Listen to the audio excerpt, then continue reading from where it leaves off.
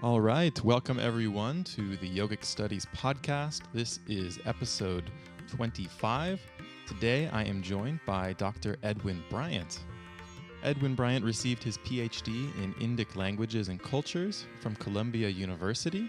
He taught Hinduism at Harvard University for 3 years and is presently the professor of Hinduism at Rutgers University, where he teaches courses on Hindu philosophy and religion.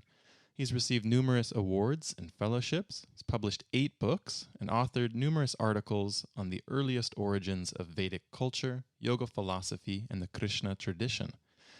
These books include Bryant's translation and commentary on the Yoga Sūtras of Patañjali, published in 2009, and more recently its sequel entitled Bhakti Yoga, Tales and Teachings from the Bhagavata Purāṇa, published in 2017. Edwin will be teaching for us here at Yogic Studies on a course entitled Bhakti Yoga, the Bhagavata Purāṇa. This course will run live from July 5th through August 13th, 2021, and is available for self-study anytime after that. Edwin, it is a real pleasure to have you here. Welcome to the Yogic Studies podcast. Thank you, Seth. Thank you very much. Thank you for putting this together, these series of courses for the yoga community. So I'm at your disposal. Thank you, Edwin. It's been a treat to get to know you these past few weeks as we've been collaborating, working together to put this new course together. I have been, let's say, a long fan or even student of yours, having been reading and engaging with your work for many years, particularly your Yoga Sutras book, but also your work on Bhakti and the Kṛṣṇa traditions. So I'm very excited to have you here on the podcast to learn more about your research, your work, as well as your background, and then to share with listeners a little preview and a taste of this upcoming course on the Bhagavata Purāṇa. So perhaps to kick things off, why don't we start at the beginning? Tell us a little bit, in maybe an abbreviated version of your story and how you came to do this work that you do today. Sure. Well, I've always been fascinated with India from a very, very young age. I can remember, age of 7, sitting in the back of a school in England, watching a film on the British Raj, and just be utterly fascinated, not with the British Raj, but with the landscape. So I've always had this deep, what perhaps Hindus would say, past life samskaric impulse and urge to go to India. So as soon as I could, I did. I was one of these characters that hitchhiked when you could still across Asia, and in the late 70s. How old were you when you first made it to India? I would have been early 20s. Like 20 perhaps. It was 79. So I'm 22, 21. And I lived, so initially I lived for a number of years. At that time, British people didn't even need visas. So, and then somehow or other ended up in New York, not so much by intention as just life's quirks. And at a certain point, I wanted to pursue my studies that I'd begun in India, of the philosophy and the practices. But at that point I was a little bit older, so I was looking for a way to support myself. What was that first trip to India like at 22? I think you said in 1979. I imagine it was quite different than visiting India today. Absolutely, there were tractors. There were very few tractors. There were bullock carts. And I was in Vrindavan, the area sacred to Lord Kṛṣṇa. So that's rural, small town India. I don't remember seeing any tractors at all, perhaps the odd one futting about, but the fields were still being plowed by the beautiful white oxen with the humps. So it was very pre-modern. There weren't so many when we traveled, there were people that had never seen Westerners before. Mm. So it was quite something. How did you end up in Vrindavan? Just by chance, complete and utter chance. I was kind of a spiritual seeker. In the beginning, I was somewhere between a sadhu and a hippie, sort of concocting my own my own way of. I had no money, so I was just sort of traveling about. You could back then. People were very hospitable, and I just accidentally, got off the train at Mathura. It was a long journey, and I just got fed up and got off the train. So anyway, it was one of those. It was one of those sort of was providential things that and then the bus. I got on a bus without really thinking about where it was going, and it ended up in Vrindavan. So it wasn't intentional. At that time, I was interested in Buddhism. I'd spent some time in Dharamsala in the north, and I was actually on my way down south to a kind of big Buddhist conference. So it was all very unexpected or unanticipated. For listeners who might not be as familiar, I mean, what is the significance of Vrindavan, and how is this kind of providential, for you in terms of the work that you ended up doing? Well, Vrindavan is the place sacred to Lord Kṛṣṇa, where Kṛṣṇa spent his childhood life, and that's the Kṛṣṇa of devotion. So the Kṛṣṇa of Vrindavan Bhakti, the Kṛṣṇa traditions that emerged very strongly in the 16th century, that type of bhakti is centered around the Kṛṣṇa of Vrindavan, but the early Kṛṣṇa, not the Kṛṣṇa of the Mahabharata. That's the Kṛṣṇa of the Mahabharata is not really an object of worship. Obviously, it might surface in bhajans or the reference. Kṛṣṇa of the Gita, again, is not the object of worship. That would be the object of Vedanta study. It's the Kṛṣṇa, the young baby Kṛṣṇa and the child Kṛṣṇa, that is the object of veneration, of devotion, of bhakti in the Kṛṣṇa tradition. So Vrindavan is the place sacred to Kṛṣṇa, and it's between Delhi and Agra. In the old days, it would take half a day to get from Delhi to Vrindavan. Now they've built the new Yamuna Ganga expressway, so you can be there in 2 hours. Mm-hmm. So it's changed a lot. As I say, I knew it when it was pre-modern. Now it's nouveau riche. The bourgeoisie from Delhi have come down and bought up all the real estate and built their ashrams. So real estate in Vrindavan now is almost the same as Delhi. So it's very, very different. The Yamuna is completely polluted. In the old, when I was there, we would bathe every day. As sadhus, we would bathe. And so I was a sadhu for many years. And then you could do that. You could bathe and just lay out your cloth and it dry in the sun. Now barely. You just put your hand in and sprinkle 3 drops on your head out of respect. It's so polluted. So things have changed, and but it really is the heartland for this tradition of Kṛṣṇa devotion, where there are devotees just constantly chanting and singing the names of Kṛṣṇa and Radha. It's a place. I spent some time in Vrindavan during my early travels in India as well, when I was, as you said, somewhere between a hippie and a sadhu as well. Yeah. I actually spent some time at the Jiva Institute, which I believe you have some connections to with Satya Narayana Dasa there. Yes. Well, we have the same guru. Our guru was a Vrindavan Baba, Haridas Shastri, who runs a huge Goshala. Has a Goshala and a Bullshala as well. So we are fellow disciples of Haridas Shastri. So yes, I myself usually stay in the Goshala, but Satyanarayan Babaji has an institute, and we've arranged tours there. We've also had Rutgers winter sessions there, so it's a good place. Yeah, I remember when I was there actually seeing a flyer on the wall for a Rutgers pilgrimage to Vrindavan led by Professor Edwin Bryant.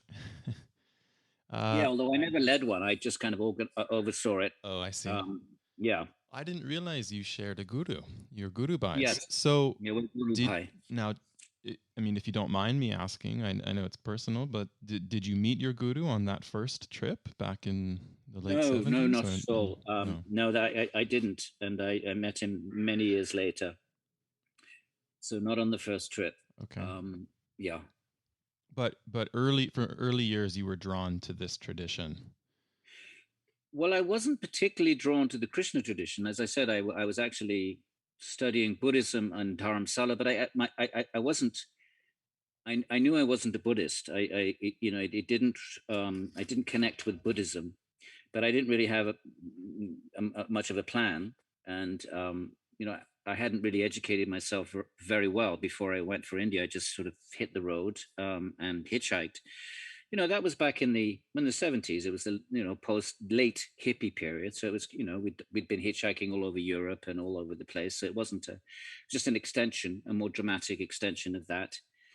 And I was probably one of the very literally, not rhetorically, one of the very last to make the Overland Trail, because when I was in Tehran was the last place you could make some money. You could teach English as a foreign language. And when I was there, the Shah was thrown out 3 days before, and there was a 3-month period before Khomeini came, and I was there that whole 3 months, and it was curfew every night. And then somehow or other got out without really getting paid, and then through Afghanistan, and then the Russian-Afghan war started. So that Overland Trail was closed since then, and I don't see how that's going to be open in the foreseeable future with the hostility to the West that we see in Iran and Afghanistan. Perhaps that will change. It would be nice to think it will change. But since that time, the Overland Trail pretty much closed down. So so one of the last to do that, and then through Pakistan and then into India. Wow. And so Dharamsala was up in the north, and I didn't really know much about Buddhism either, but I was on a spiritual quest, so that was an obvious place to start. So like, as I said, I ended up by accident in Vrindavan, but yes, it captured my heart. So those early experiences, at some point you run out of money, I imagine, as I did, and you come back west, and you figure out what you want to do with your life, right? Yeah, I'd been living in ashrams, and I'd become a little bit disillusioned, with ashram life, because obviously the mind follows one wherever one. A life in an ashram could be just as political in more glaring ways than outside. So I spent some time living in ashram type situations, and I actually the reason I came to the West, I came back, I'd actually made a vow I was never going back to the West. At that time, as I say, there was no need for visas for British people, but I got tubercular emphysema. I got very, very sick. So then my dad, who hadn't seen me for like a few years, just sort of begged me and urged me to come back and get medical attention. So that's how I ended up going back to the West, and then I was in New York City. So and my original plan was to get a certificate teaching English as a foreign language, and then teach in the Middle East for like 3 months of the year, Bahrain, and I'd done that sort of thing. And then live in India for 9 months, but with some income, so I could actually live independently, and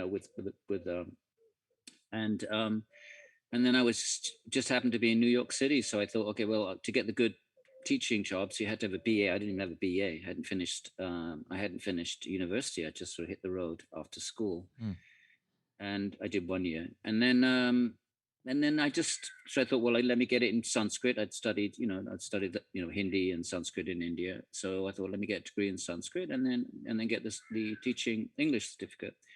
And once I started, that time there was money for FLAS, foreign language area scholarships. India I think it owed the American government a bunch of money. And so they were repaying it somehow through these language grants. And so I got that pretty much funded my education, and I the doors just kept opening, and I hadn't thought about an academic career at all. It just all fell on my lap in the same way as Vrindavan did.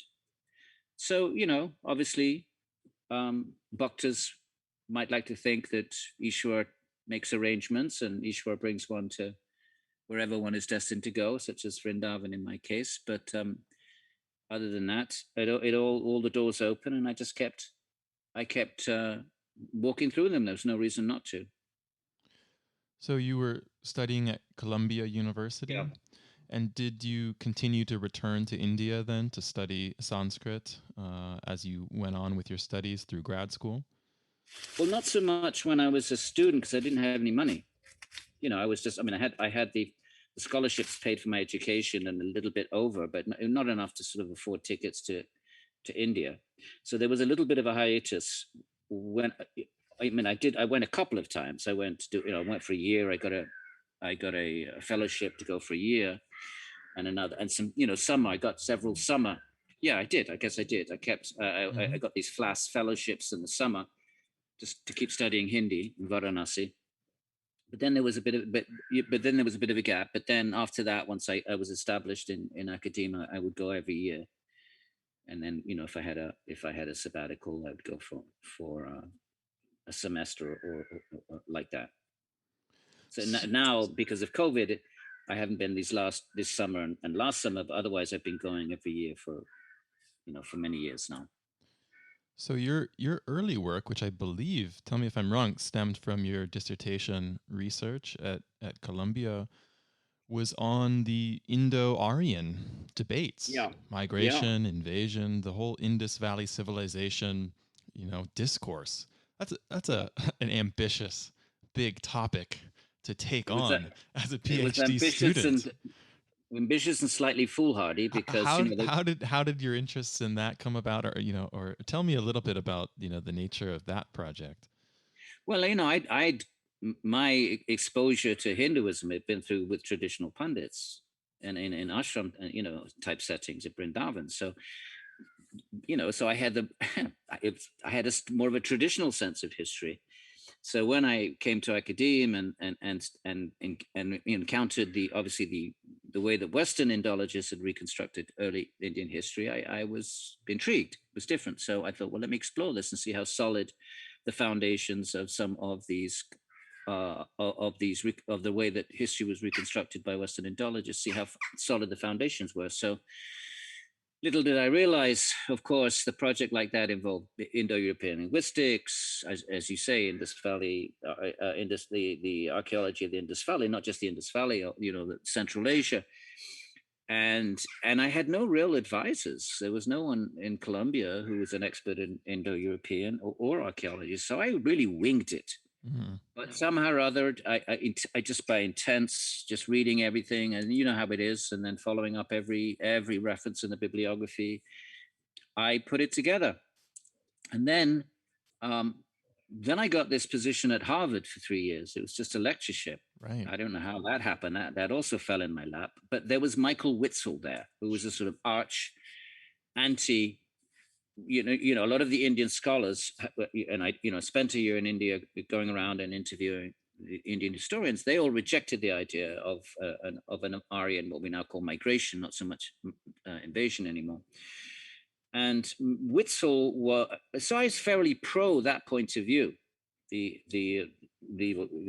Indian, well, I can't say Indian, but the idea that the Indo-Aryans were indigenous.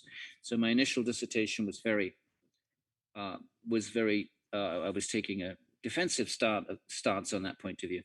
Then I spent 3 years in Harvard, and Michael Witzel was there.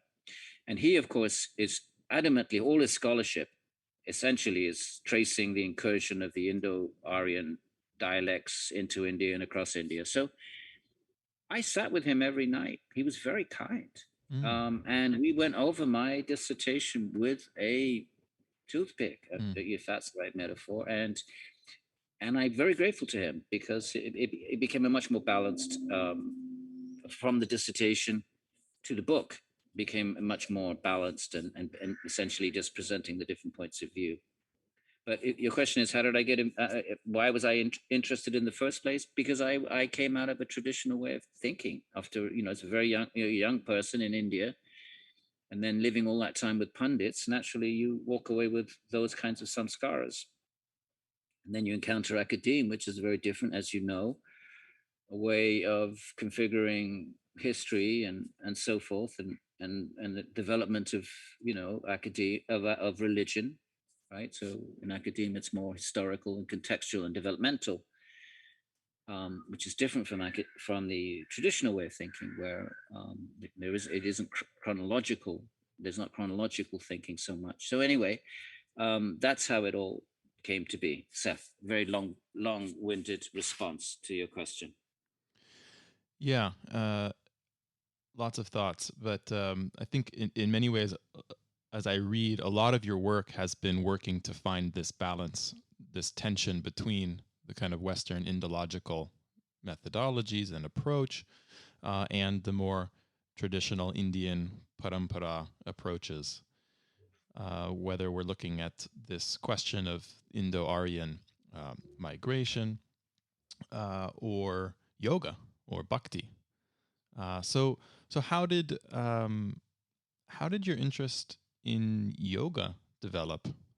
How did many years later you end up doing this translation and commentary, really, on the Yoga Sutras of Patanjali? Well, again, that wasn't something that was planned. The biggest episodes of my life have never been planned. It's quite interesting. When I was at Harvard, I get a call from Patricia Walden's yoga studio she's an Iyengar senior, probably the senior most Iyengar teacher in the States. And she's asked me to teach the Yoga Sutras at her studio. And, I was teaching Hindu philosophy, so I was teaching some sutra in the context of that. But, I certainly wasn't an expert in it. And so I think I said something like, well, I know the Gita, I've been studying the Gita for 30, since I was 21. So I said, I know the Gita better.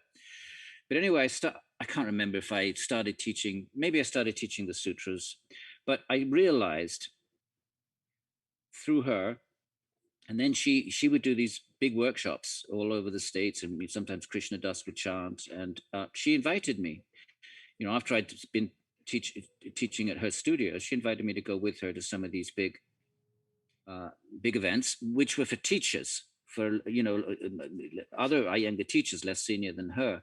And they started inviting me to teach the sutras and the Gita at their workshops. And so pretty quickly I realized it's this huge community of yoga practitioners, as academics we might say modern postural yoga practitioners, who felt they had this connection with the Yoga Sutras because, well, certainly Iyengar, as you know, Guruji Iyengar translated it, Krishnamacharya had a relationship with it for obvious reasons. I mean, we've all read Singleton and so forth. It's a sutra. It's a classical text, pan-Indian text that at least mentions three of the three asanas. So I realized that it had become canonical, but yet they had no idea of the classical commentarial understanding of the sutras. So even though it's not my canonical text in my lineage,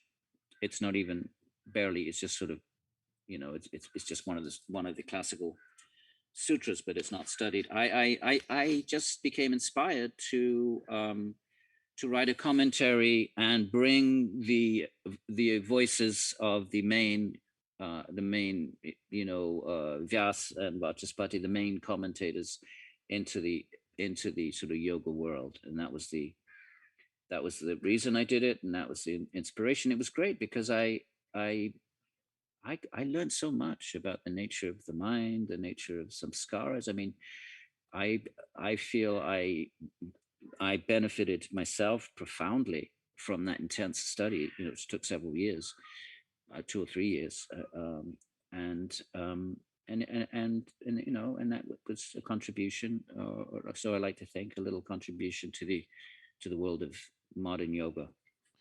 Absolutely. I think, one of the real strengths of this book, which I have used so much in my own teaching and research and practice even, the strength is, I think, not only the clarity of the translation, but the way that you've brought into English for general readers, opening up this Sanskrit commentarial tradition, as you just mentioned. We have a number of these traditional commentaries on the sutras that most people have no exposure to or access to unless you've studied Sanskrit for many, many years. And to see that conversation and debate, the ways in which different sutras are interpreted differently from different lenses of Vedanta, for example, is extremely important to developing a more informed view, a more nuanced view of your own interpretation of yoga philosophy. And I also think you've done a really good job of mentioning, moments where if you disagree with the commentator, you'll make note, hey, I'm taking this particular reading here. And that kind of transparency, I think, is very important today, I think, when we're translating these texts, especially a sutra text, right? That doesn't always have one specific, clear translation that where context needs to be filled in. Sure.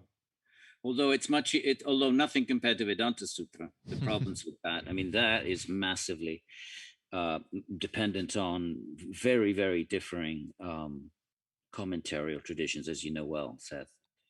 Yeah, and it's a much longer text. How big is the Vedanta is it Sutra? 500 and change Vedanta Sutra? It's not, but I mean the problem is it's first of all it's much more cryptic, and that's number one.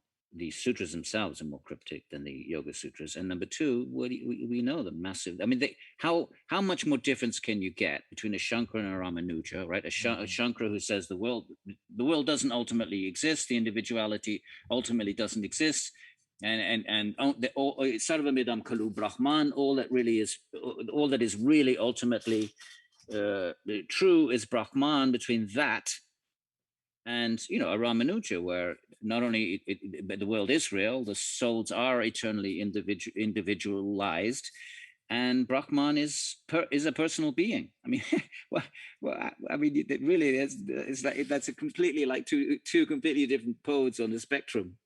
So yeah, that's the issue with Vedanta, and then that spills over into the Gita. So even though the Gita, the shlokas are, they're shlokas, so they're much more easy to understand, but yet when filtered as they would be traditionally, and they still are, commentaries are still coming out of these traditions. But when filtered through the commentaries, then we have this huge, and that's actually my what I'm working on now.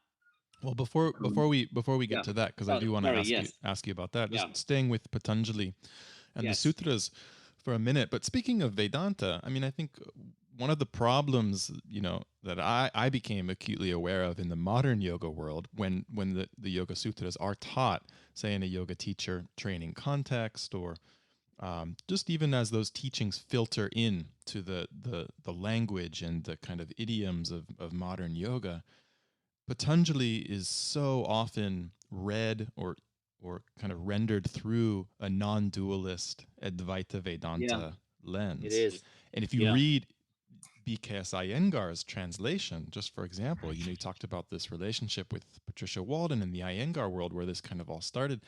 He's very much reading this attainment of Purusha as, kind of this non-dual experience of Atman and Brahman.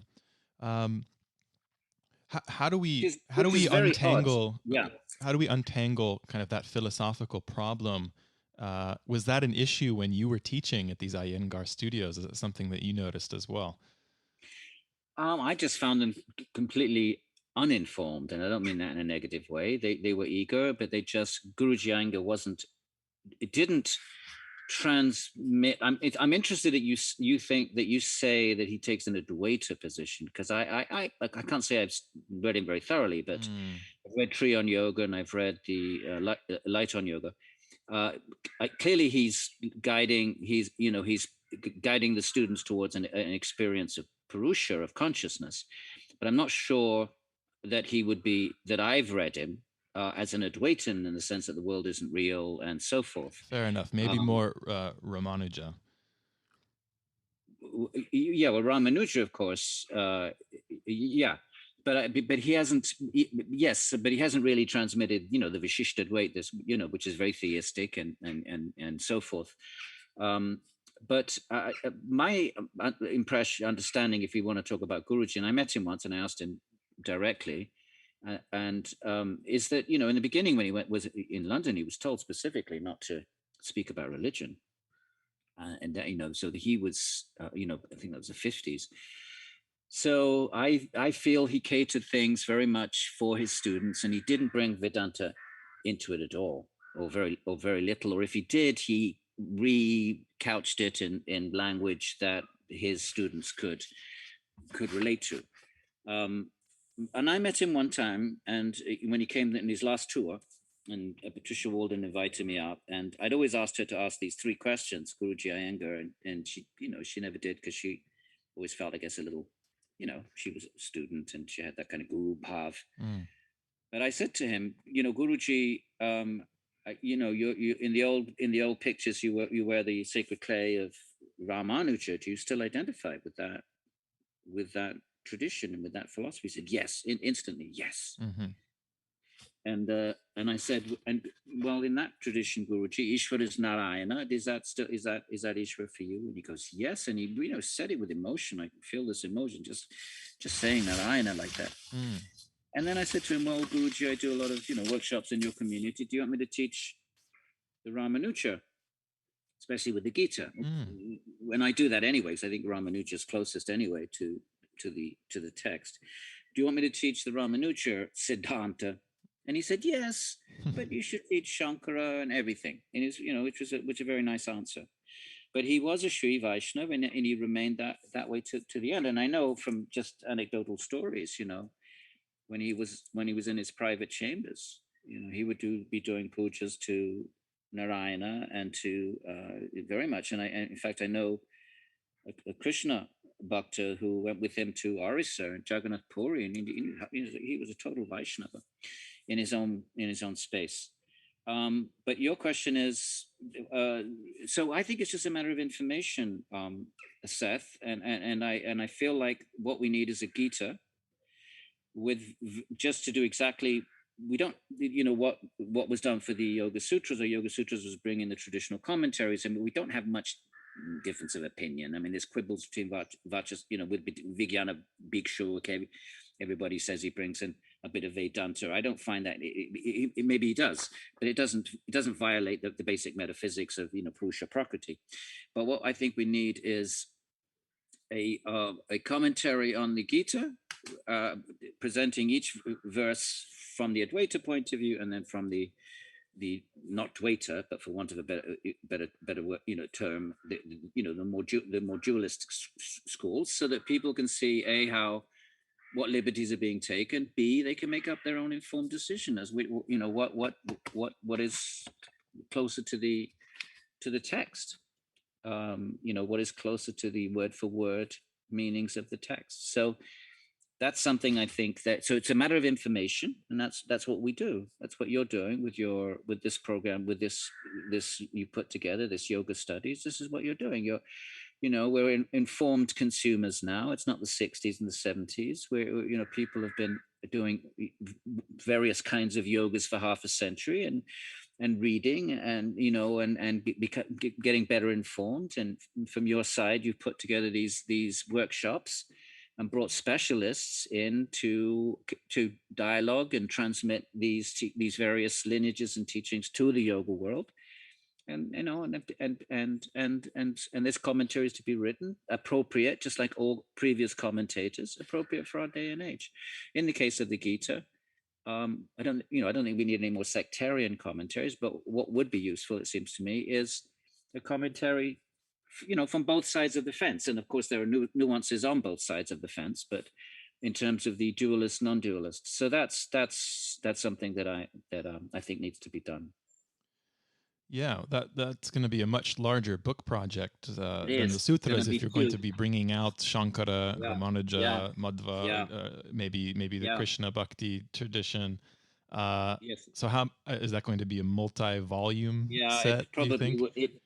3 volumes, I'm going to guess. Wow. And Yeah. how far along into that project are you now? Well, I'm just on the third chapter. I'm not rushing it, Seth. I'm, Sure. 64, and I'm seeing it's also a sadhana. I'm seeing it more now. I don't need to publish or anything like that at this stage of the game, Yeah. and so I'll take it into my retirement, and that'll be my going away present to Your Vanaprastha my Vanaprastha, beautiful way of project. withdrawing, and absorbing the mind in these traditions. Absolutely. Yeah. So it will take a few years, but what I might do is just put a chapter up at a time on my website or something like that, for free. I mean, we don't, well, whatever. I haven't thought it through. Sure. I guess my point about Vedanta, and I think this will be highlighted well, I think it's highlighted in your Sutras book, but I think even more so in the Gita book with its commentaries, is that, we want to try to understand a text within its own philosophical system and milieu and context as much as possible without imposing, a different system onto it. Noting if and when commentators are doing that, bringing kind of a different philosophical or theological lens to bear. And I just think, over the last 1,000 years or so, forget even just the modern period, but there's been this tendency to Vedanticize the Sankhya yoga, of Patanjali. And that kind of original, I think, dualism of the Purusha Prakriti metaphysics does get lost or collapsed into a monistic Brahman view. And that's okay. But I think we should be, at least aware that that's sometimes being imposed onto Patanjali. But if we take the text seriously on its own words, I don't think that that's what Patanjali was advocating. Do you? Well, there's absolutely no question. I mean, where does he ever say that Prakriti is unreal? Nor does he say that, fine, the Svarupa may be infinite in potential, but that doesn't mean that it loses its individuality. I agree. Well, in the modern period, it's understandable because of the spread of neo Advaita, which comes from Vivekananda, and that's tied in with the story of Hindu nationalism and so forth. So that's a story unto itself. Right. So that's understandable, but Vijnana Bhikshu was clearly a Vaishnava, so he was definitely doing the opposite. He was fleshing out the theistic element. Vachaspati, of course, is famous as is wearing so many different hats. But even Shankara is not.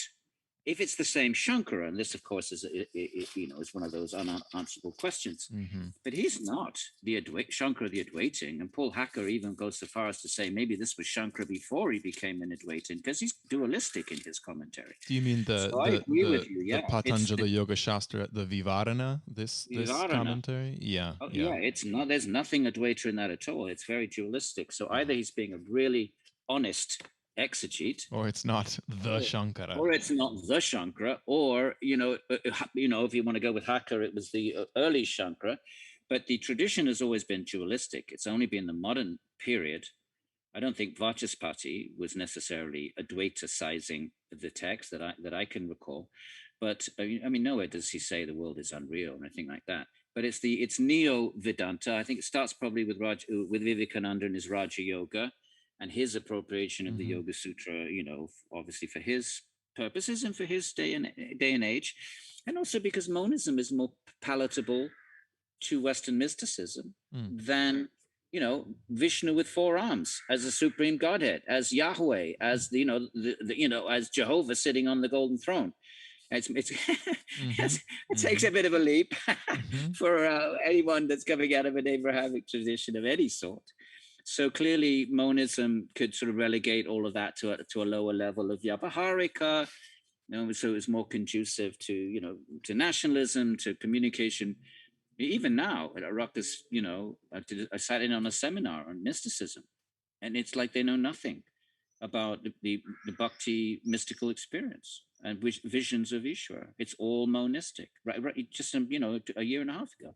So that's part of my. In fact, I'm working on that as well. Mm. But I'm writing a book called "In Defense of a God with Form," which basically tries to show this aversion to God having a form, going back to to obviously Aristotle and Plato, which becomes absorbed into Aquinas and Augustine and the early great the church theologians, and then sort of pervades all later Christianity and Western philosophy, and still affects the way even intended and very open-minded people sitting in our yoga studios in the 21st century, where they think about these forms, these deities. Well, isn't it interesting then that Patanjali includes teachings on God or Ishvara in his text, but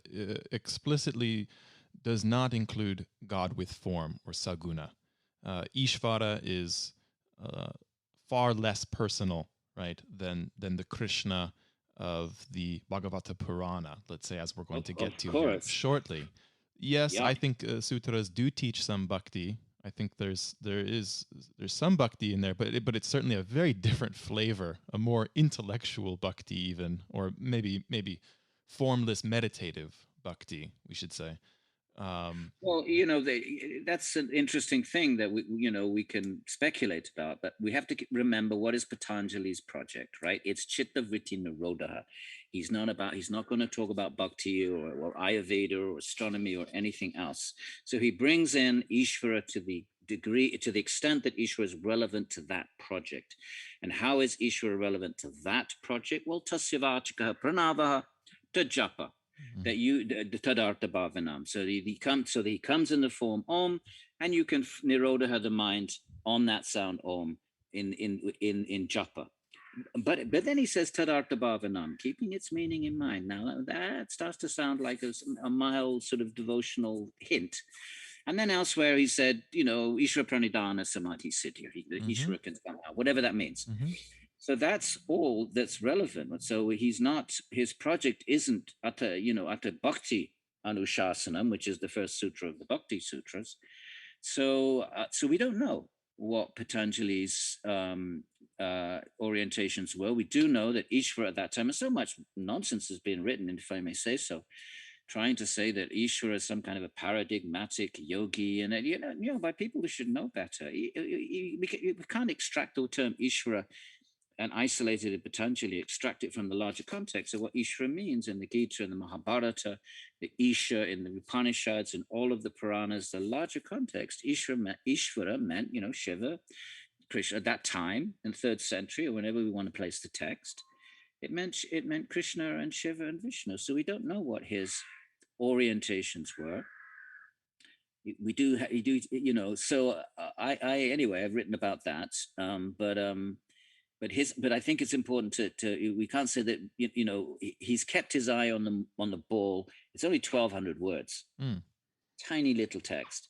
So he's kept his eye on the ball with great focus, and that's Chitta Vritti Nirodha. And if anything, the information he gives about Ishvara, it's a tiny bit superfluous, right? That it's guru purvesham, sure. And that's just nirati, shayam sarvagnya. So in a sense, if everything he says there can be connected with what Krishna says in the Gita and what Shiva says in the Shvetashvatara. Everything, that I'm Om, that I'm the guru of the ancients, that I'm supremely omniscient. So we have to keep in mind when Patanjali's he's writing these sutras for an audience that would be fully aware of what Ishvara means in the broader context. So he doesn't have to say anything more than that. All he's doing is saying, well, look, Ishvara can be part of this Chitta Vritti Nirodha project. How? Right, not through all these other processes of bhakti like pilgrimage and kirtan and puja, not through those. That's not Patanjali's interest, but he can be marshaled in the form of japa, which is one of the he says Ishvara pranidhanat va. Is it? He does. Or you can attain this nirodha Yes. through Ishvara Yeah. Pranidhana. What is Yeah. that? It's japa on the pranava, Yeah. on om. Here's Yeah. and then actually, so I mean, you're preaching to the choir with me. I mean, I tend to agree with what you're saying. I think let's locate the term in this broader Yeah. context. I think Patanjali is still, he's a real wordsmith. He's extremely specific with what he's doing Yeah. with these words. I think Yeah. he is intentionally leaving it non-sectarian, right? He's not I saying think that so. it's Yeah. Vishnu or Shiva. And in Yeah. that way, it allows the text to be It does. appropriated or used by, any of these traditions. Absolutely. But for somebody, as you said, who's so terse with words, only Yeah. 195 sutras, you actually get Yeah. quite a few sutras that are devoted does. to They are. Ishvara in the first pada, and then we see it again in the sadhana pada as part of Ashtanga yoga, as Kriya yoga as well, for that matter. Yeah. And also when he gives a list of objects of alambana, right? In the first chapter, right? He gives 6 options. Yeah. Like prana and and this sort of subtle sense, the subtle sense of smell and like that. Ishvara's first on the list, and we know in Indian, lists, the first carries the most weight, and he gives 6 or 7 verses to Ishvara. Yeah. And then all the other options, just one sutra, one they get one each, and at the end he says yata abhimatava, just fix your mind on whatever you want. But clearly he's prioritizing Ishvara, but I agree with you, he's doing it in a very elegant way, just non-dogmatic. And remember, you've got early Buddhists there, you've got early Jains, you have people in the forest. If we can caricaturize, his kind of yoga, we know from the epics and the Puranas, the yogis are often located in the forest. So that kind of nivriti, renouncing the world type yoga, is I've lost my train of thought now.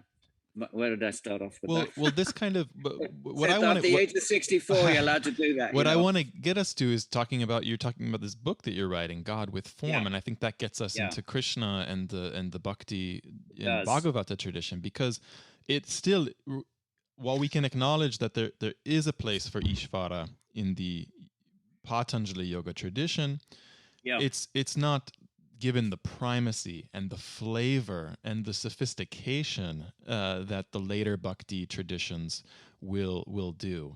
So, if this is a nirodha samadhi, this stilling of the fluctuations of the mind, and Ishvara is in some ways a pragmatic, a means to that end, an ideal object of focusing the mind single-pointedly.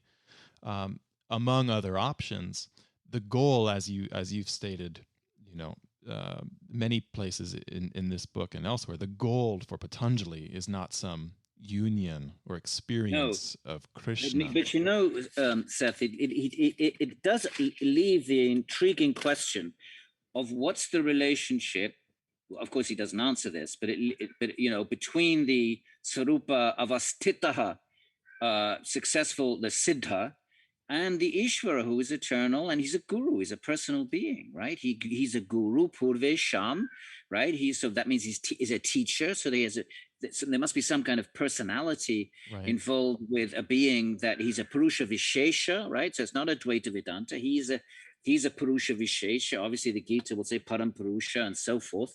So it does leave open this question, which doesn't get resolved, as to is there a relationship, or what is it, between the liberated, the siddha, and this eternal Ishvara, who is beyond klesha and karma, never been affected, right? So this notion that he was some yogi that made it out, I don't know where that goes back to. That go back to Eliade or somebody. He's never been. It's not a yogi that made it out of samsara, because he's never been affected, right? Mm-hmm. And the commentators are very clear on this. They say he's not like Kapila or the Buddha. So I don't think the commentators, when they take Ishvara to be the Ishvara of greater Hinduism, I don't think they're taking liberties at all. I think they're just articulating what Patanjali, because of terseness, sutraic terseness, is taken for granted. But go ahead. I'm sorry I interrupted you. No, please.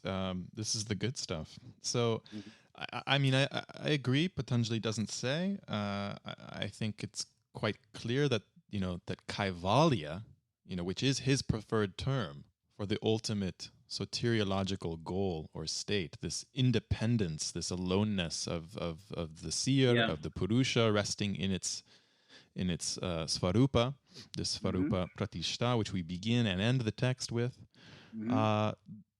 Even embedded in that word Kaivalya, there is this kind of unto itselfness, this alone in independence that suggests something quite different, I think, than the reciprocity and the relationship that is so important, right, for devotion. Absolutely, and the Sva Rupa again is the same, is more or less synonymous with Kaivalya because it's Sva Rupa. Now, what the Bhagavatam takes the position, it doesn't reject that. It takes the position that sure, you can spend all eternity in your Svarupa Vastanam, but that there is an eternal other being who is ontologically distinct and supreme and uttama and so forth. And so what we find in the Bhagavatam is that there are Svarupa Avastitaha sages like Shuka, and even Vyas is depicted that way in the opening chapters, and Bharat and all of these stories that they've attained a Sarupa Vastanam experience, but they don't linger there. They're not. In fact, they're not even interested in that. In fact, there's even a verse that says that's like hell for the bhakta, because it is a verse in the Bhagavatam. It's like hell. I wrote a paper with that. Liberation is hell for the Bhagavatam. So it takes the position that bhakti is so much infinitely more blissful because the Supreme Being is ontologically infinite, and therefore also being a being of Satchit Ananda, the Ananda inherent in the Supreme Being is far greater than the Ananda inherent in the Svarupa, which is a spark, and therefore the bliss that comes from a relationship between two beings far surpasses the bliss inherent in the Atman. And so the paradigmatic role models of the Bhagavatam, they've all realized beings in the sense of Svarupa Avastitaha. They've had that Avasthanam, they've had that experience, but they don't remain in that experience. They reconnect with their minds and their ears and their senses, so they can absorb their minds and their ears and their senses in thinking and contemplating the divine Bhagavan. The experience of that for them eclipses anything that they were experiencing when they were in their nirodhitaha states. So that's an interesting message. It doesn't reject it. It doesn't reject the Patanjalian option, which is essentially the option of Sankhya and Nyaya. Although Nyaya, of course, is a little bit different because they don't accept shit. But basically, that Kaivalya experience, right, which is understood differently, but that's the grand finale for Sankhya, for Yoga, for Nyaya, for Advaita Vedanta in its own way.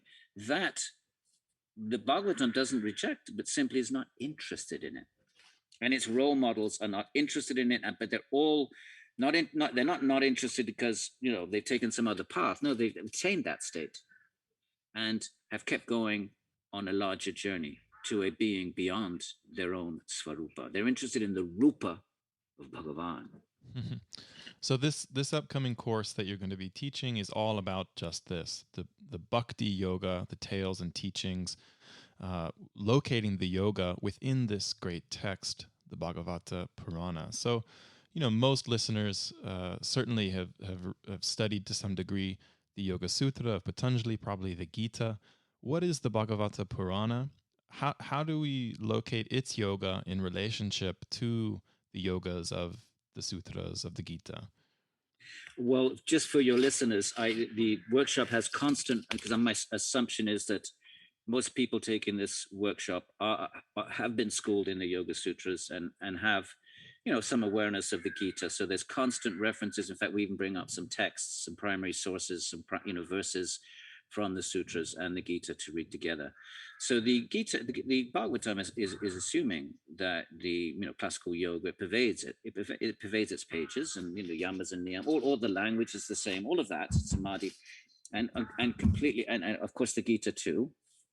So it's coming out of that worldview, but it's focusing its attention on the nature of Bhagavan as a being in his own right, rather than in Patanjali, Ishvara is Bhagavan. Well, of course, the term isn't there, but for your listeners, Bhagavan and Ishvara, for now, we can say they're more or less synonyms. They just emphasize different aspects of the Supreme Being. In Ishvara, the function of Ishvara is twofold. One, as an object of focus, because if you do Chitta Vritti Nirodha, you have to fix the mind on something. That's the alambana. So Ishvara can be the alambana in the form of Om. That's the first function. It's a very functionalist, as you say, very little bhakti. Even though Vyas calls it bhakti vishesha, we can call it as a minimalistic bhakti as you possibly get. But number one, as the object upon which the mind can be focused, and number two, samadhi siddhir, Ishvara pranidhanat. Ishvara can bestow samadhi, whatever that means. But Ishvara can bestow it, whether that's simply by coming as Om and being the object of the mind's concentration, or whether there's some element of grace. The commentators will take that in whatever direction they will. The Gita, of course, is much more assertive.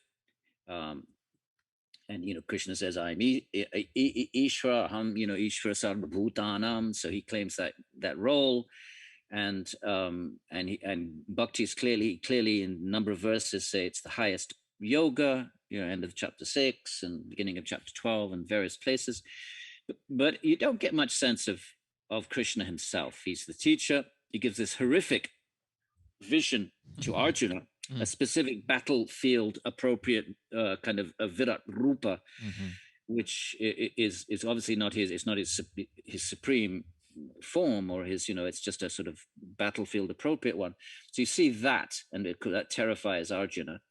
And so we don't get much of a sense of Kṛṣṇa as a being in his own right. You see him as the teacher. You see him you see him as God, and Kṛṣṇa makes all these claims about him being the source of Prakriti and all of that.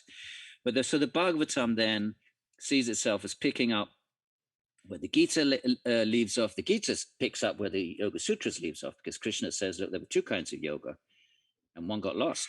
So the one that was around still was Patanjalian yoga, which you see in chapter 5 and 6. And then Kṛṣṇa says, well, now, but there was another one, the action yoga.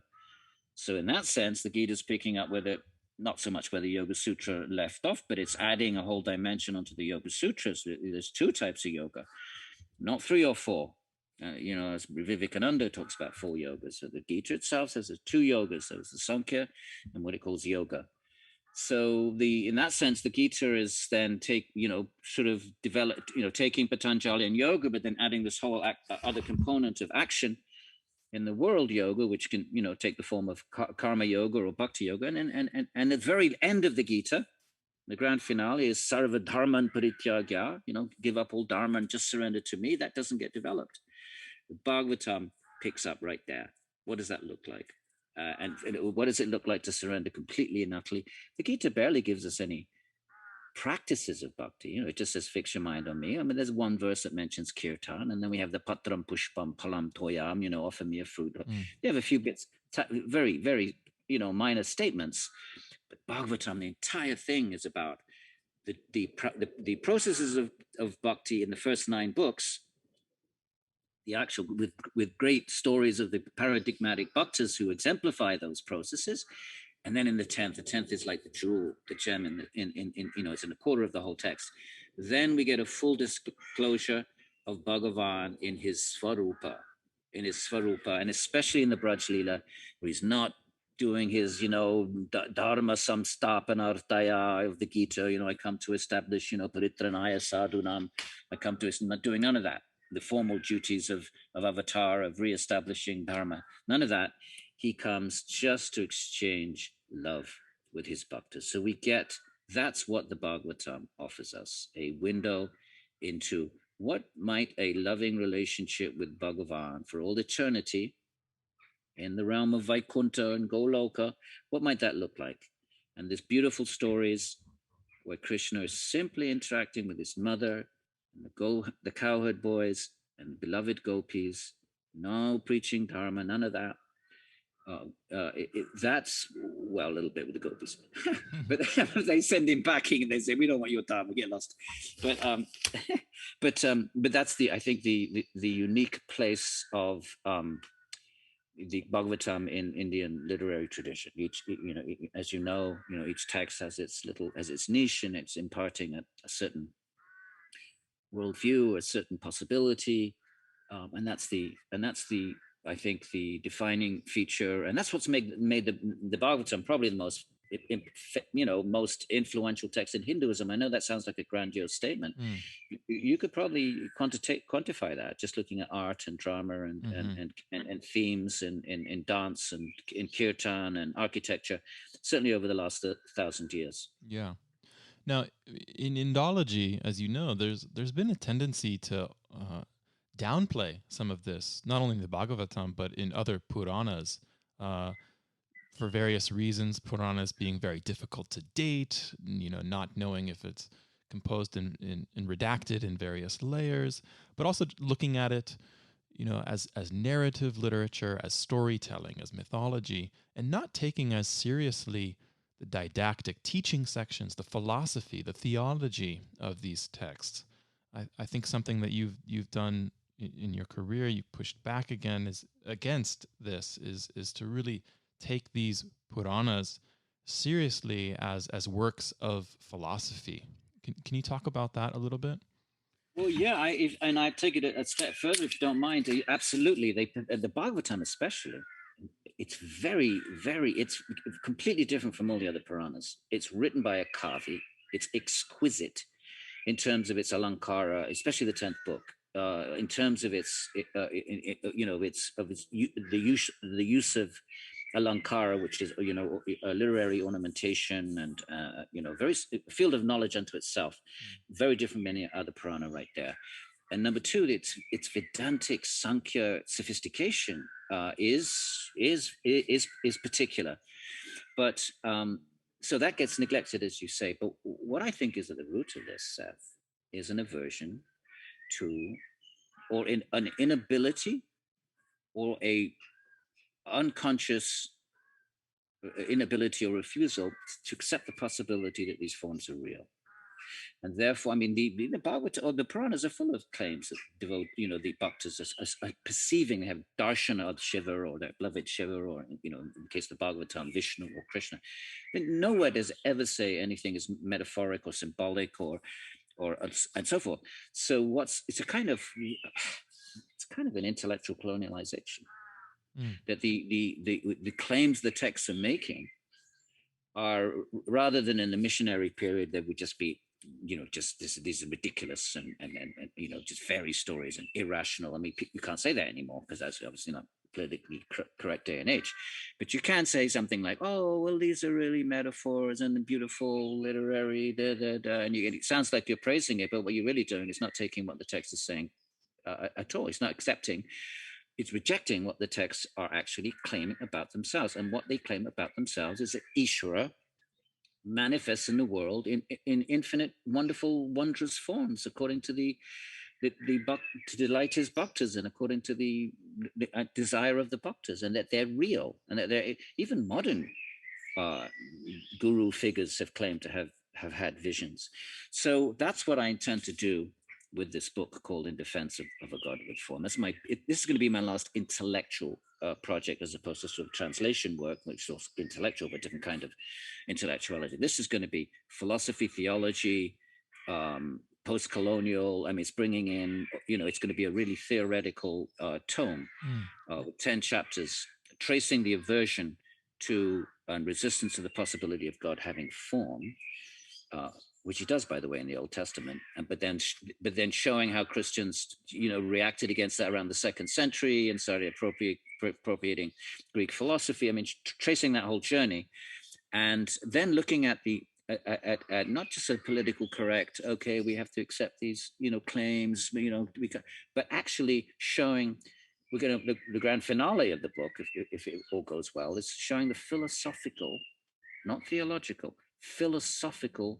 necessity of God having form in order to be a complete, perfect being, which is a rubric in the philosophy of religion. It's called perfect being theology. So we're not just excavating neglected views. We're not just showing a history of Western bias coming from, or rather presupposition coming from the Greek philosophers, but we're also going to take it a step further and show that, or argue, I can't say we'll show, but we'll argue that form is not just in not material form, Satchidananda Svarupa, and infinite forms, because the objection to form is A, that it's material and therefore that subject to the defects of materiality, and B, that form is a limitation, because if I'm sitting here, then I'm not sitting over there.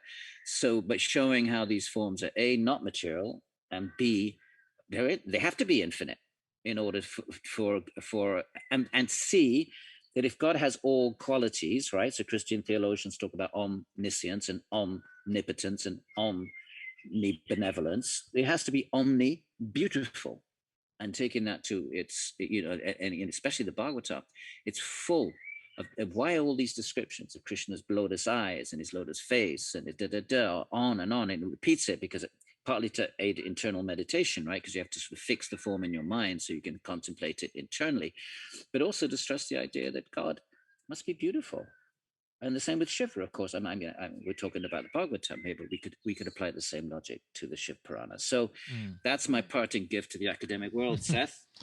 I think, a question, that naturally comes up is if God is sort of ontologically real in form in these very particular ways that say, Kṛṣṇa, with all of these different attributes and characteristics, why is that form of God more real than others? Why is that sort of the ultimate truth, capital T, in relationship to all the other myriad expressions of God with form from world religions, let alone India?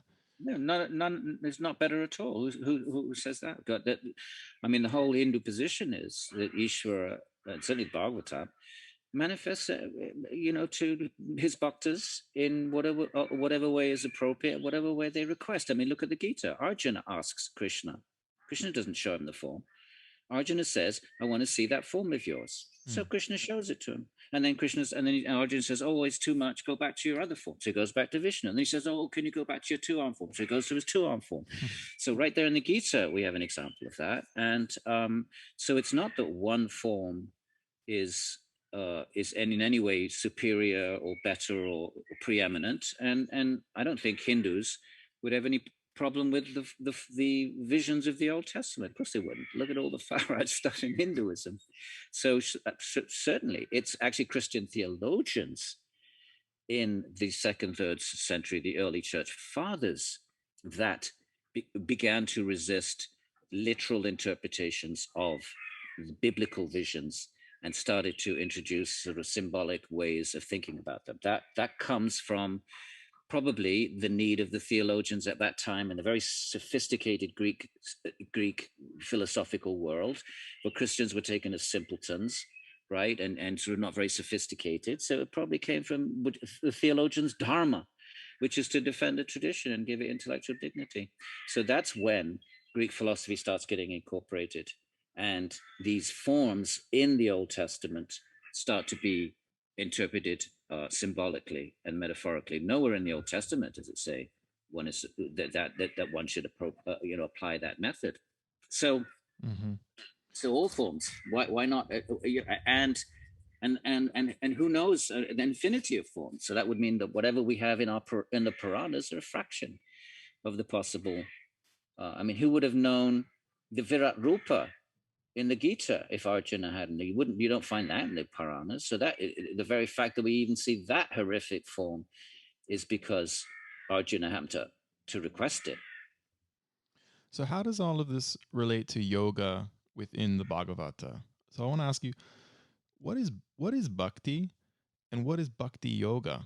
And how do you are those the same in the Bhagavata, or what is, what is the yoga in Bhakti Yoga within this particular text and tradition? Well, but as Krishna says in the Gita, manmana bhavamad bhakta, it's a fixing the mind always on Bhagavan, but not necessarily through the Patanjalian method, although that is very much one of the possibilities, and many of the paradigmatic bhaktas in the Bhagavatam are sitting on the banks of the river in classical, sort of, Nirodha style and fixing their mind. But they may be fixing it on japa. They may be often they're fixing it on the form, on the visualization, the samskaric murti, the samskaric image of God that they've put together from the accounts of God. So so that there is that Nirodha possibility in bhakti, but there's lots of other ways, active ways like kirtan and pujas, and but what makes it, what ties it to Patanjali is that the mind is fixed on one thing, but in the Patanjali method and its bhakti equivalents in the Bhagavatam, it's completely and utterly stilled on that one thing. Whereas the Bhagavatam, just like the Gita offers this other possibility, well, the Bhagavatam offers the possibility of fixing it on one thing, but the mind can vritti on, as long as it's vritting only on that thing. So it can be contemplating God's stories, and in fact, that's one of the main processes of bhakti in the Bhagavatam is hearing these stories of Bhagavan. So the mind is active, the senses are involved of hearing and reciting and thinking and then remembering. So it's an active process, but ekata, it shares this sort of oneness of focus with Patanjali. It's just that so the difference again is Patanjali nirodhana, absolute stillness, and there are bhakti versions of that, but often not just but often on the form, the actual mental form. So that's, but then the Bhagavatam then offers, just like Kṛṣṇa offers, a sort of action in the world yoga. The Bhagavatam accepts that, but action in the mind yoga, where the mind is still focused, but only on Bhagavan. Everything is Bhagavan, and anything one does is for Bhagavan. So what is bhakti? Bhakti is a verbal noun. So it has the function of a verb. Verbs have subjects and objects. So if bhakti is something you do, it's action that takes place between the subject, who is the bhakta, who's doing it, and the object, which is Bhagavan, or in the Devi tradition, Bhagavati. So bhakti is a set of actions or relationships or activity that transpires, whether that's mental meditation, whether that's actual action like pujas and pilgrimages and temple worship, and there's lots of singing, and all these all the aesthetic art forms of India come from this, Bharatanatyam. So, but it's that action, but however exclusively focused on Bhagavan. So in that sense, it's nirodha, but not it's not really nirodha in the complete stilling of the mind sort of way, but in the absolute focus of the mind on that one Bhagavan. And that's the object. Bhagavan is the object, bhakti is the verb, and the subject, the performer, the agent of the verb is the bhakta. So what is bhakti? Relationship between the bhakta and Bhagavan. And the modalities of bhakti are numerous. And the Bhagavatam speaks of 9 primary modalities of bhakti, the 9 famous, just like Patanjali has his 8 limbs. Mm-hmm. So bhakti has this sort of standardized, famous 9 processes of bhakti, but they're infinite. Mm-hmm. Well, I guess, so thank you for that. That's very clear. But one reason I'm asking is, sometimes we hear about Bhakti Yoga as its own tradition, and Bhakti Yogis. I'm curious just how the Bhagavata Purāṇa even uses the term yoga and yogis or yogins when it's referring to these yogis of yore, great sages. Do you think is it referring to this more ascetic and Patanjalian form of a classical Nirodha yoga? And then does it contrast that? Does it use this phrase, Bhakti Yoga, to talk about this more devotional yoking of the mind, if you will, to Bhagavan in all of these various ways? Just even just the way that the terminology of yoga is used. I'm curious, what we can say about that. I'm going to give you a tentative answer, Seth, because I haven't kept my eye out on that. But I want to say at this point that usually when I would want to say that it seems to me, but I'm going to qualify this and I'll think about it and in future readings of the Bhagavatam. But right now I want to say that when the term yogi is used by itself, it tends to be a jnana yogin, someone seeking the Atman. Mm-hmm. And so that is used in that way. And almost, would you say, not pejoratively, but as somebody who is less than the ideal bhakta?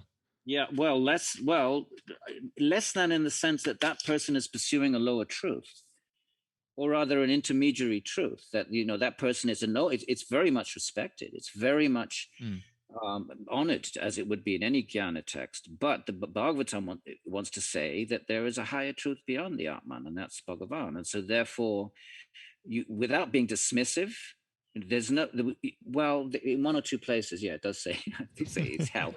It says moksha is hell. But that's being rhetorical. One or two places, for the most part, greatly honored. But it does make a point in a number of its role models of noting that that Bharata and they were siddhas. They had attained the atita, the guna atita. They attained the state beyond the gunas.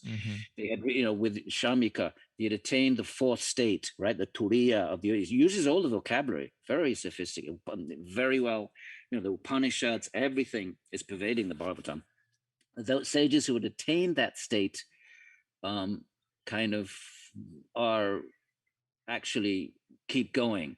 It's more a sense of they keep going to because in their quest of God, and so there is this, the Atman is not the full expression of God. It's a spark of God. It's an unksha. It's an unksha, just as it is in the Gita. Namevanksha jiva loke jiva bhuta sanatana. It's an unksha. It's a spark of God. So it's not an Advaitin text.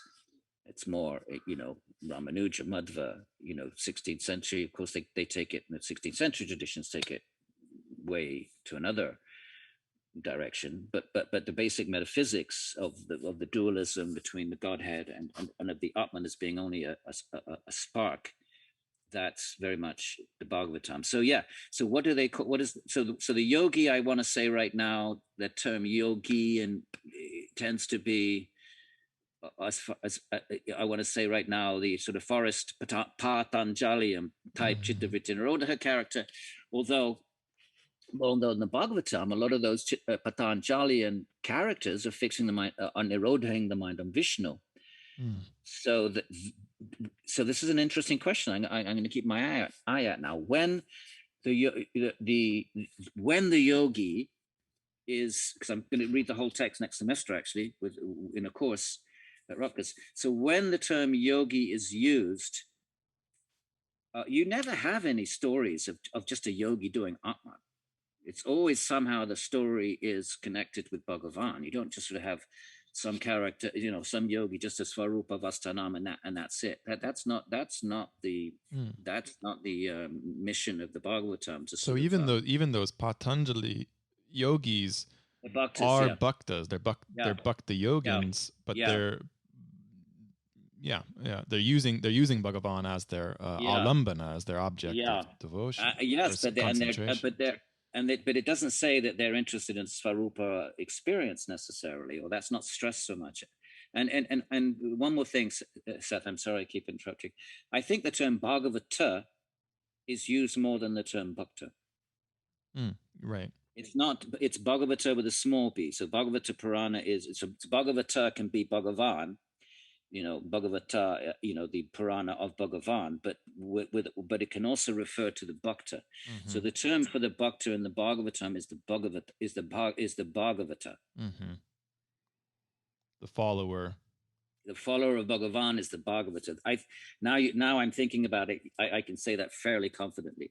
I'm not saying the term Bhakta isn't used, but it's mostly Bhagavata. He's a great Bhagavata. King Bharat was a great Bhagavata. Ikshit, great Bhagavata, great devotee of Vishnu. Bhakta may be used, but Bhagavata is I think, a more prominent term. It's an interesting question to me because today, sometimes in modern bhakti yoga milieus, I think sometimes the words bhakti and bhakti yoga are used synonymously. And I just wonder if there was distinctions within the texts themselves at this much earlier time where yoga might have meant something, or yogi might have meant something more specific. And so, another question that this kind of brings up, what would you say is the general audience of the Bhagavata Purāṇa? Who is this text for? Well, we can only speculate about that. And Vyasa in the introduction says it is for those. It begins with Krishna's just left the world, and who are we going to turn to now? Krishna is not here, and then the sages in the forest and Shukra come. The text presents itself that Parikshit's fasting to death, and he asks these sort of existential questions. What should a person do at the moment of death? What should we do with the mind? So essentially, what do we do with human existence? So, but who is the audience? Vyas says it's written for non-Brahmins, actually, even though it's a highly Brahminical text actually in its philosophy.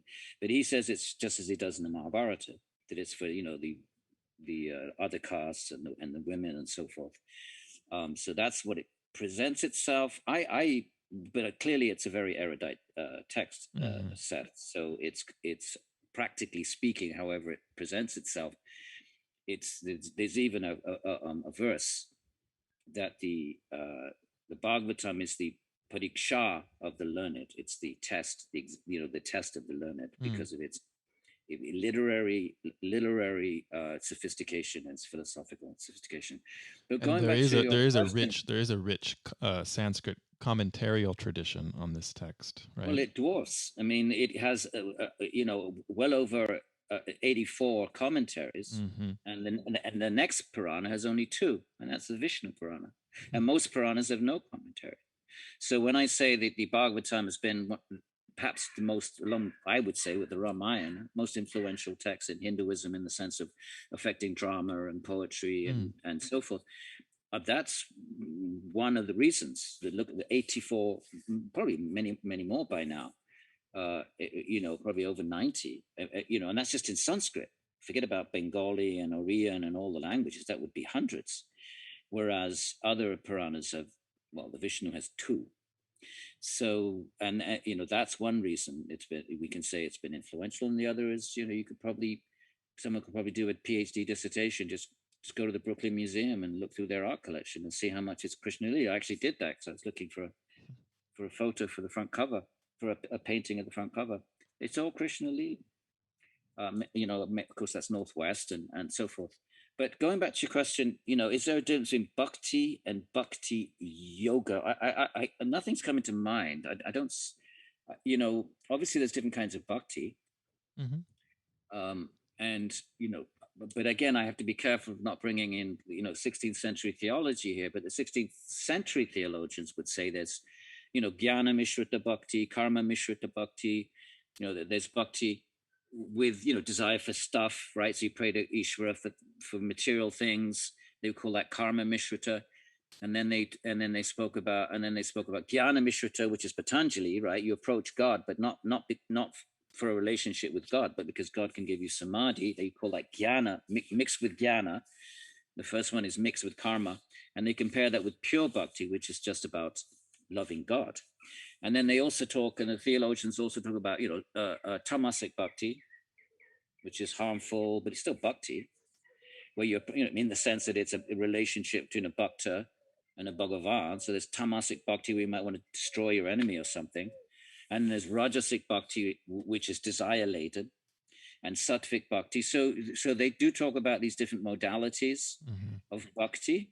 But now when they talk about bhakti yoga, I want to think right now, and I'll keep an eye out, they're talking more about real, bhakti to Bhagavan for the sake of approaching Bhagavan as the ultimate goal. I would think it probably refers to meditation on Bhagavan.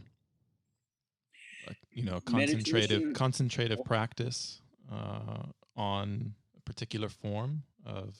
Well, not necessarily though, because Bhakti Yoga has nine different processes, and they're not all. In fact, none of those nine are actually japa. But that's bhakti, right? The 9 practices I don't think of bhakti. I'm not sure that there is a formal distinction like that. Okay, well that gets to my question. Yeah, I've never seen in any kind of discussion in any of the traditional sources that bhakti, apart from what I said before, that there's a difference in bhakti and bhakti yoga. That's not something that I can think of any commentarial discussion about. That's interesting. We're starting to wind down, but one thing I did want to ask you, what's one of the unique flavors of a Purana and the Bhagavata is its storytelling and these incredible tales. Where we get these teachings that flow through. So as we locate yoga in your book and in this course, is there a particular story? I know there's many, but maybe a favorite of yours where you feel like the teachings of yoga come through in a tale or in a narrative form?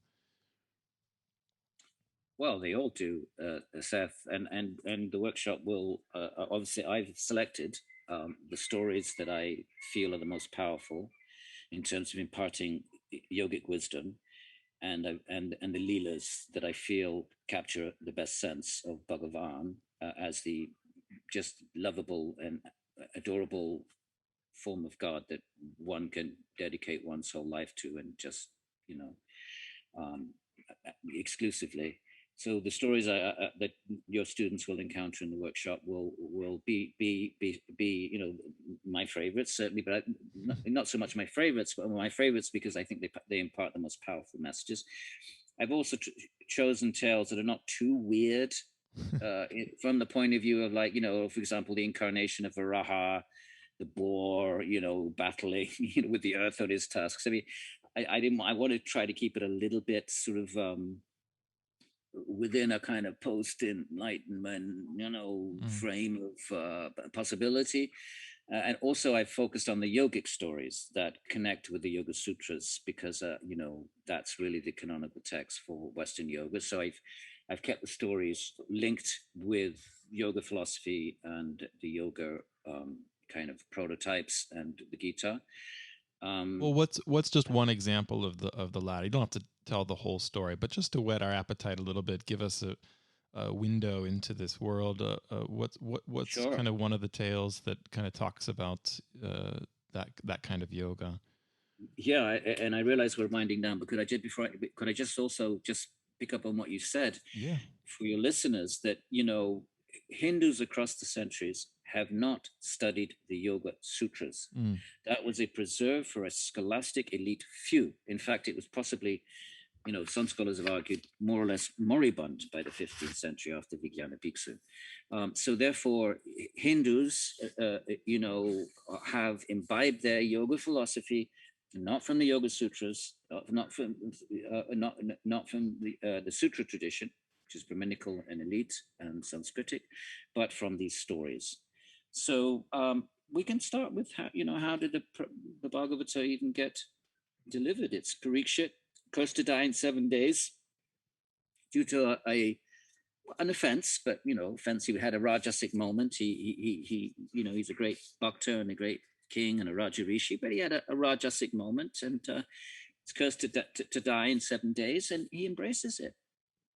And you really get a sense of how does a yogi think? You enter into the mindset of a yogi, immediately recognizes its karma. He recognizes that he welcomes it as a way of absolving himself from the offense. He welcomes it because in his heart of hearts, he always wanted to renounce and just dedicate himself to Vishnu, but was tied up with running a kingdom. And so, but now he realizes, okay, finally, this is my moment where I can free myself from my attachments. So we get this wonderful sort of insight into the psychology of Maha Bhagavata. We said that Bhagavata is a name for a bhakta, but a Mahabhagavatam, a great realized. So and what does he do? He immediately renounces everything and sits in a loincloth on the banks of the Ganga, and he doesn't even want to eat or sleep because he wants nothing to interfere with his, because he recognizes he's blessed because he knows he's going to die in 7 days. Normally people would freak out. He recognizes because he says, look, normally, oh, we know we're going to die, but we don't think we're going to die today. Patanjali calls it abhiniveshaha, right? We don't think we're going to die today. We think, okay, in some conceptual future. But he recognizes his blessing that he knows exactly when he's going to die. So no more playing silly games with the mind that, oh, you won't die today. So he welcomes it all, and just seeing how he processes and reacts and to his curse is, I think, just a wonderfully beautiful story and powerful yoga philosophy and psychology. Well, thanks so much for not only for the tale, for your generous time today, sharing your life's work really with us, and we really look forward to this upcoming course, deep dive into all things Bhakti Yoga and a close reading of the Bhagavata Purāṇa with Edwin Bryant. So this course will run live from July 5th through August 13th. You can learn more or sign up at yogicstudies.com/YS-205. And just thanks again, Edwin. It's really been a pleasure to chat this morning. Yeah, and Seth, may I say, thank you to you. And your community, the people that you're reaching out to, should know that your mission is a really important one, that you're bringing, academic rigor and you're making these teachings available to the yoga community. It's really time for that, and someone needed to do it, and you're doing it, and so you're to be commended for that. So thank you for giving us a platform, for sharing our various lineages. I know you have different people coming in, which is wonderful, so that the Western world can actually become informed yogis. All right. Well, on that note, thanks to all of our listeners, and thanks, Edwin. We'll see you soon in the course, and we invite everyone to join us. So until next time, please take care.